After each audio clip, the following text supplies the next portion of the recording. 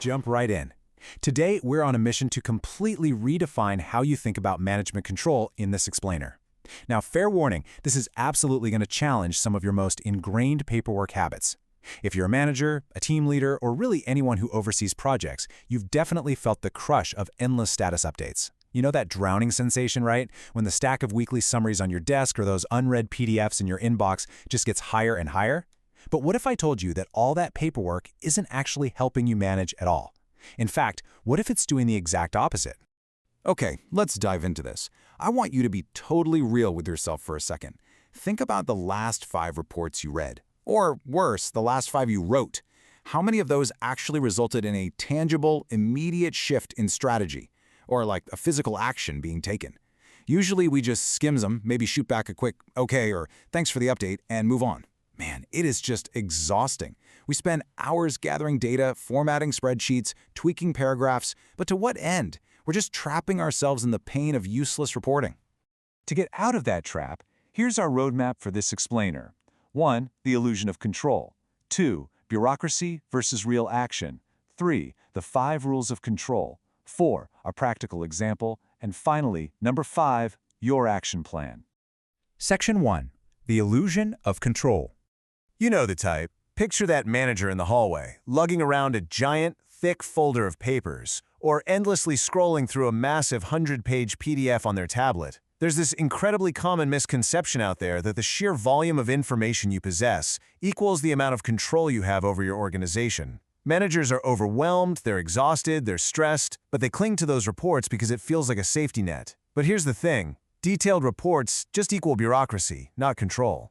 This is the central thesis we pull from the management principles of Friedmund Malick. The manager who constantly demands more detailed, granular reports isn't building a well-oiled, highly controlled machine. They're literally just building a massive wall of bureaucracy. That giant folder of paper doesn't tell you what's actually going wrong right now. It just tells you what happened in the past, heavily filtered by whoever wrote it. Section 2. Bureaucracy versus real action. Let's look at the actual math here and see what it truly costs your team to produce this illusion of control. Compare 1 full hour dedicated to a person sitting alone, typing out a detailed, reflective report, against 2 dynamic, 15-minute conversations with the people who are actually in the trenches doing the work. That's just 30 minutes total. So let's ask the hard questions. Which of these gives you more accurate, nuanced information? What's actually easier for your team to execute? And most importantly, what's more expensive? That solitary 1-hour report just drains time and energy, while a quick 15-minute dialogue yields immediate, actionable insights in literally half the time. Section 3. The 5 rules of control. All right, so how do we actually fix this? It's time to introduce Friedmund Malick's deeply practical framework. If you want to stop being a bureaucrat and start being a real effective leader, this is your new playbook. Here is rule number 1. Few but important control points. True control doesn't mean setting up surveillance cameras, metaphorically speaking, on 1,000 possible problem areas. You absolutely do not need to track every single keystroke or minor metric. You just need to pinpoint the critical junctures of a project. Where are the vital few places where things can truly go off the rails? Find those few points, focus your attention there, and just tune out the noise of everything else. Now, Rule 2 builds right on that, random sampling. You've got to stop demanding exhaustive data on every single thing. For instance, if you manage a sales team, please do not ask for a massive spreadsheet detailing every single call made by all 10 of your salespeople. It's too much. Instead, check a subset. Pick just 1 salesperson out of the 10 at random, sit down with them, and talk about their 3 most recent deals. By spot-checking deeply, rather than surface-checking broadly, you completely avoid the trap of tracking everything while understanding nothing. Rule 3. Action, not information. So, the crucial point is, this right here is the absolute heart of Malick's philosophy.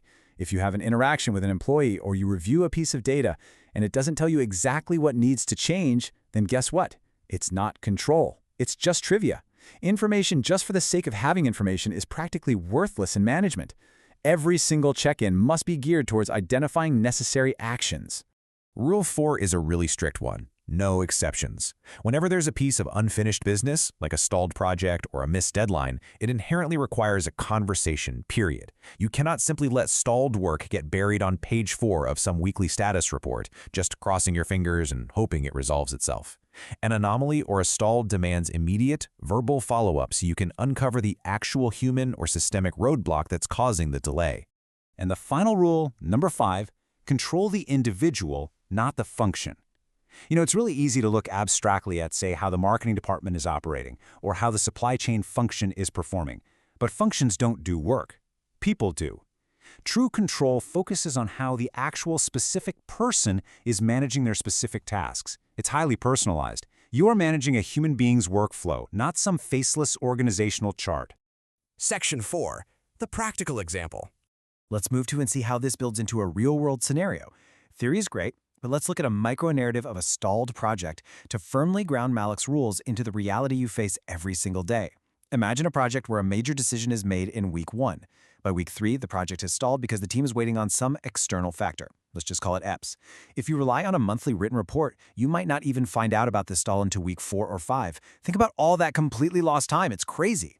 But what if you step away from the paper? Immediate action via a simple conversation changes everything.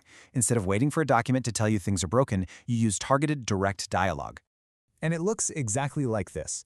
You walk right up to your project lead. Heck, you don't even need to be at a desk. You could literally be getting coffee. And you just ask this simple question.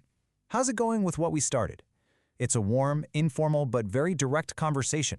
It proves you don't need to schedule some formal boardroom meeting to exercise control. You're just checking the pulse directly at the source. And because you ask them directly, you get an instant, completely unfiltered response. The employee just says, it's stalled because we're waiting on X. Boom, right there. In 10 seconds, this micro-interaction has immediately identified the precise bottleneck.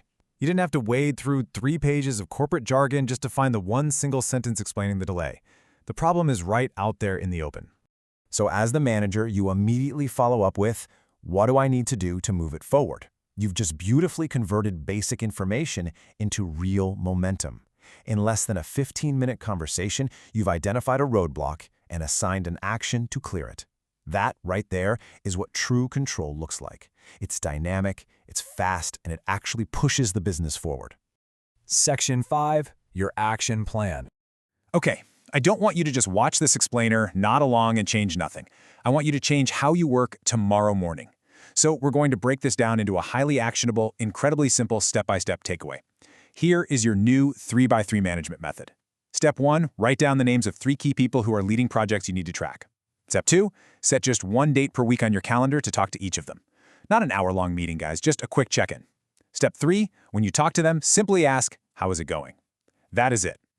Just listen for the problems instead of reading pages of sanitized updates. Stop reading, start listening, and start acting. So, I'm going to leave you with this final thought. Look at your desk, look at your calendar, and look at the demands you're putting on your team. Ask yourself honestly, are you building bureaucracy or are you actually building control? Remember, true control is rooted in action and human conversation, not in endless stacks of paper. Thank you so much for joining me for this explainer, and I challenge you to put down those reports and start having those real conversations today.